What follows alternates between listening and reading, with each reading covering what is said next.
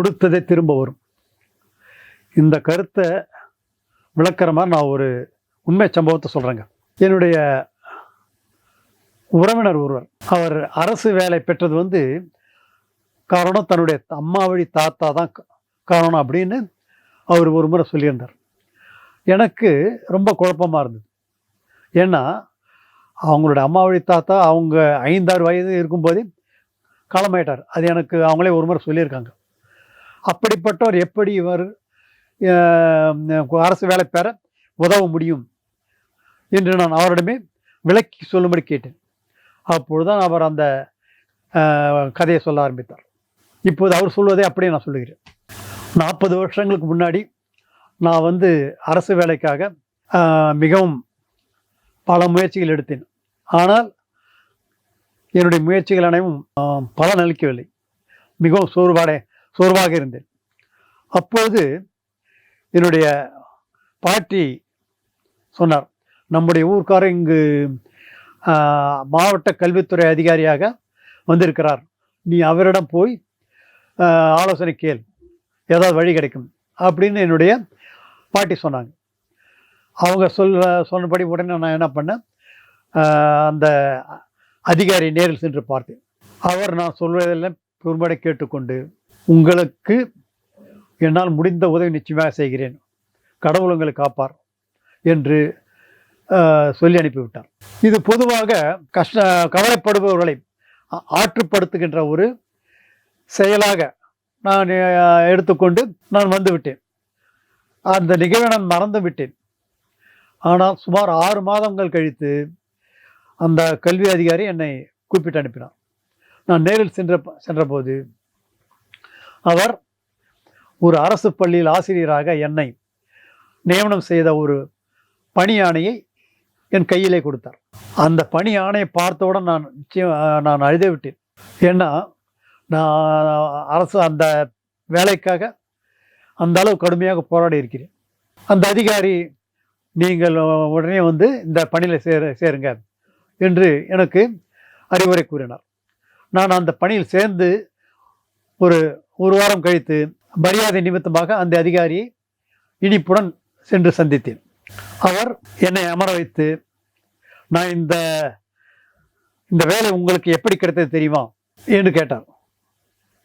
நான் நீங்கள் என்னுடைய தந்தையுடன் ஒன்றாக வேலை செஞ்சுருக்கீங்க, அந்த நட்பின் அடிப்படையில் நீங்கள் எனக்கு இந்த வேலை வாங்கி கொடுத்துருக்கீங்க அப்படின்னு நான் சொன்னேன்.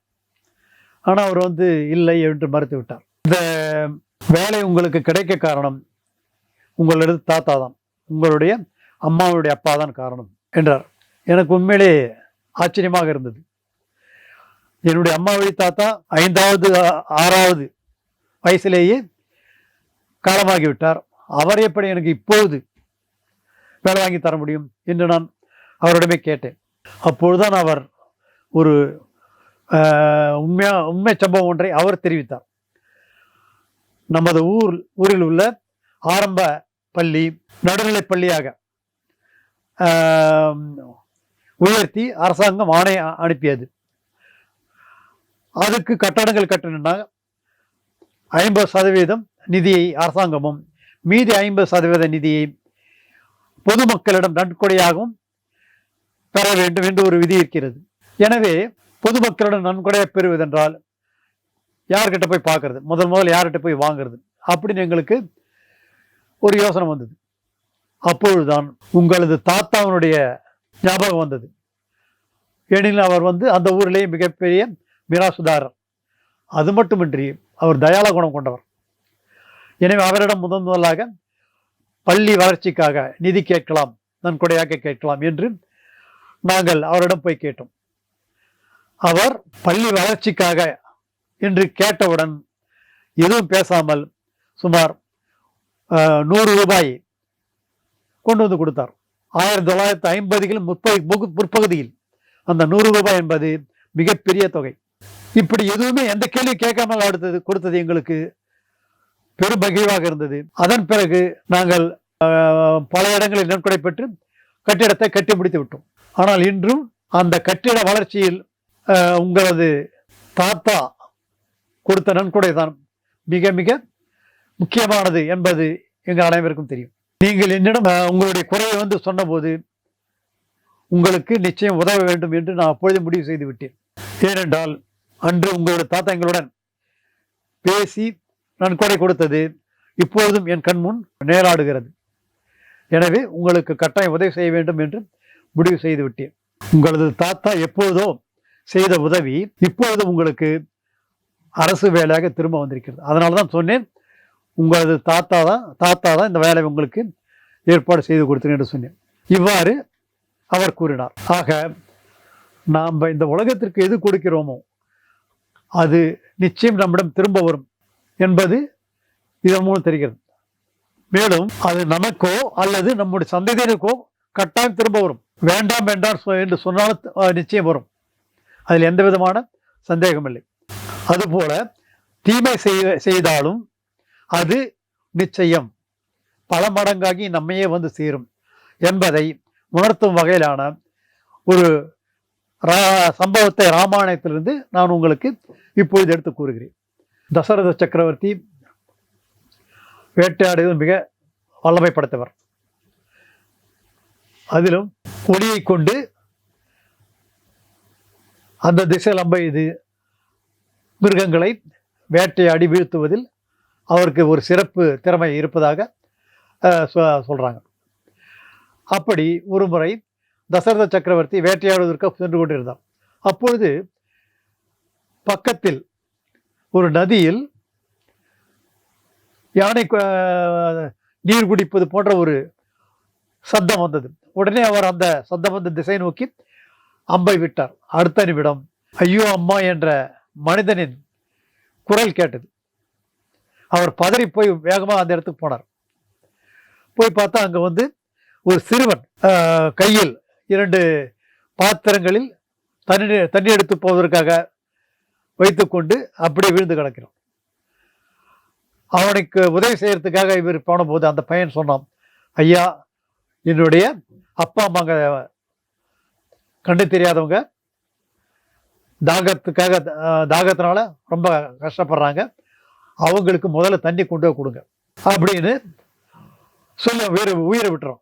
தசரதனுக்கு ஒரு உயிரை தவறுதலாக பறித்து விட்டோமே என்ற குற்ற உணர்வு கொள்ள அவன் பாத்திரத்தில் தண்ணீர் எடுத்துக்கொண்டு அவருடைய பெற்றோரை, அந்த சிறுவனுடைய பெற்றோரை பார்க்க சென்றான். அவர்கள் இருவரும் கண்டு தெரியாதவர்கள். ஆனால் தசரதன் வந்த உடனே யாரோ புது ஆள் வந்து விட்டார் என்பதை அவர்கள் தங்களுடைய உணர்வுகள் மூலம் தெரிந்து கொண்டு யார் நீ என்று கேட்டார்கள். அப்பொழுது தசரதன் நிகழ்ந்ததை அப்படி சொல்கிறார். உடனே அந்த பெற்றோர் இருவரும், எங்களுக்கு இருந்த ஒரே துணை எனது மகன் சிரவணன் தான், நீங்கள் அவனையும் கொன்று விட்டீர்கள், இனி எங்களுக்கு யார் துணை? இனி நாங்கள் இந்த உலகத்தில் உயிர் வாழ மாட்டோம். இருந்தாலும் என் மகனை கொன்ற பாவம் உங்களை சும்மா விடாது. நீங்களும் உங்கள் மகன் பிரிவால் உயிர் துறப்பீர்கள் என்று சாபம் விட்டுவிட்டு அவர்கள் இருவரும் உயிர் துறந்து விடுகின்றனர். காலங்கள் உருண்டோடின. ராமபிரானுக்கு அரசனாக பட்டாபிஷேகம் செய்கின்ற ஒரு காலம் வருகிறது. நாளை பட்டாபிஷேகம் என்றால் இன்று நாடு முழுவதும் கொண்டாட்டங்கள் நடைபெறுகின்றன. ஆனால் கைகேயி தசரதனிடம், எனக்கு தர வேண்டிய 2 வரங்களை இப்பொழுது நீங்க தாருங்கள். ஒன்று, எனது மகன் பரதன் நாடாள வேண்டும். ராமன் 14 ஆண்டுகள் வனவாசம் செல்ல வேண்டும். தசரதனுக்கு வேறு வழி இல்லை. ஏனென்றால் முன்பே அவர் உனக்கு 2 வரங்கள் தருகிறேன் என்று வாக்களித்துள்ளார். ராமன் காட்டுக்கு செல்ல வேண்டும் என்று கேட்ட உடனேயே தசரதனுக்கு அந்த சிரவண ஞாபகம் வந்து விடுகிறது. அன்று அந்த சிரவனுடைய பெற்றோர் வழங்கிய சாபம் தான் என்னை இன்று துரத்துகிறது என்பதை உணர்ந்தான். அவளுக்கு வரத்தை அளித்துவிட்டு உயிர் துறந்தான். இப்போது நம்ம எண்ணி பார்க்கணும். அதாவது அந்த சிறுவனுடைய பெற்றோர் கண்ணில்லாதவர்கள், காட்டில் தனியாக ஒரு அமைதியாக வாழ்ந்து வருபவர்கள். ஆனால் ராமபிரான் ஒரு நாட்டுக்கே ராஜாவாக முடிசூட வேண்டிய நேரம். ஆக அவருக்கு ஒன்று, அதாவது முடிசூட முடியாமல் காட்டுக்கு செல்வது என்ற ஒரு அவலநிலை வந்தபோது அவர் மட்டும் துன்புறவில்லை, அயோத்திய நாடு சோகத்தில் ஆழ்ந்தது. அதுதான் தசரதர் செய்த ஒரு தவறு அவரையே அவரது உயிரை பறித்து விட்டது. அவருக்கு மட்டும் இல்லாமல் அந்த நாட்டு மக்களுக்கே ஒரு துன்பத்தை கொடுத்து விட்டது. எனவே நன்மையோ தீமையோ நாம் செய்கின்றது பல மடங்காகி நிச்சயம் நம்மையே சேரும் என்பதே இதனுடைய ஒரு அடிக்கருத்து. அது மட்டுமல்ல, நமக்கு வரவில்லை என்றாலும் நமக்கு அடுத்த பிற சந்ததிக்கு நிச்சயம் ஒரு நாள் சேரும். அதை யாரும் தடுக்கவே முடியாது என்பதே இதனுடைய ஒரு முக்கியமான கருத்து. இதை நாம் மனதில் வைத்து நம்முடைய வாழ்க்கையை மேம்படுத்திக் கொள்வோம். இந்த நெறிகளையே எமது வழிகாட்டு நெறிகளாக கொண்டு மாத்தியோசி என்ற இந்த சேனலை நாங்கள் ஆரம்பித்துள்ளோம்.